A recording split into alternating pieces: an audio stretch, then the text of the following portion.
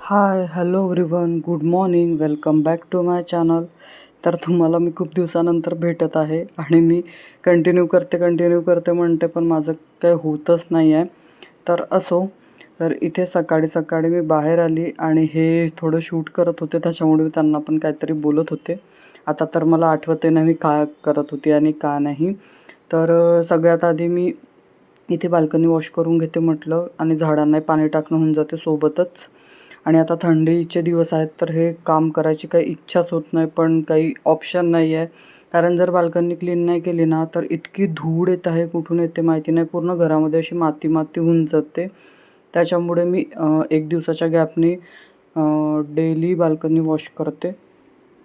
झाडांना पाणी टाकायला आली की सोबतच बाल्कनी वॉश करून घेते आधी, आणि मग घरातलं सगळं आवरते.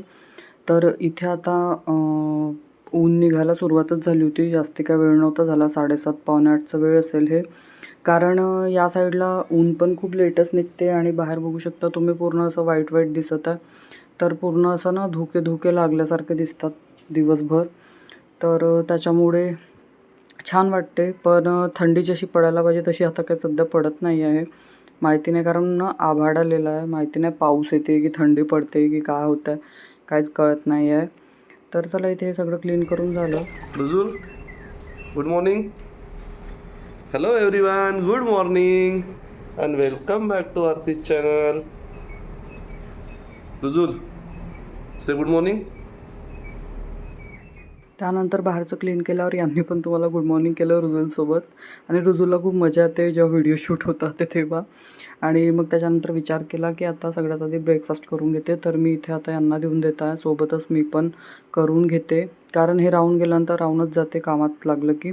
त्याच्यामुळे मी ते सगळ्यात आधी ब्रेकफास्ट करते. आणि इकडनं ना हे व्ह्यू काय बरोबर येत नव्हतं, म्हणून मग मी इकडनं कॅमेरा बंद केला आणि दुसऱ्या साईडला घेतलं. तर इथे रुजुल पण खेळत आहे, त्याच्या पण नाश्त्याची वेळ होत आहे.